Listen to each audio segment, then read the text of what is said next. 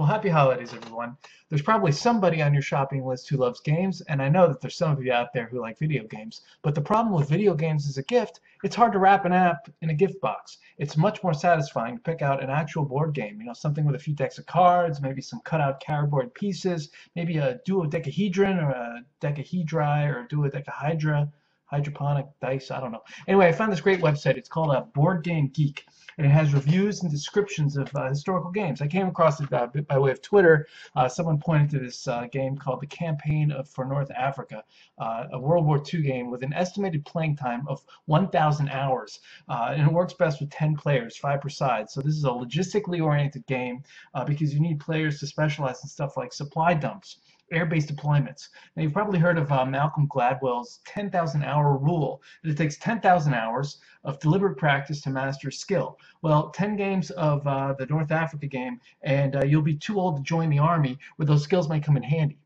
Now, anyway, I got interested in what other games they had, particularly those related to the banking industry. So I picked out some of the best vintage bank-related board games. Now, I left out some of the promotional games. I wanted to give you games that gave a sense of what it's like to be a banker. I mean, we all know about Monopoly.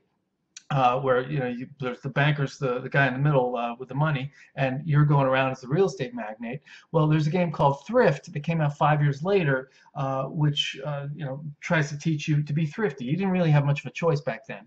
Then you got the $1 Million Bank game in 1986, back when $1 million actually meant something. In 1999.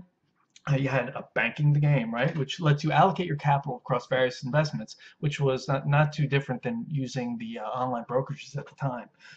Now you got getting into the more role-playing situations. You're the Banker, 1973, where you have to convince the Fed to accept your loans as collateral. 1988, you got World Bank, where you play the government of a developing country, where you have to acquire resources and borrow money. Now we get more recent. You have the what I call the Banking Crisis Collection, 2007 Bankruptcy, where you race your friends to run a company into the ground, or 2009's Crunch, where you're the CEO of a global bank and your goal is to embezzle as much as you can before it all crashes. Now, these games kind of have it all wrong. In my experience, banking isn't about chance or who's smartest at picking investments or being the most cutthroat. It's actually a relationship business and a reputation business. So if you're going to make money in banking over the long term, the cards you need to collect are business cards. Rolling the dice is eating airline food. And the board, well, that's the message board here at Enterprise Efficiency, of course. I'll see you there.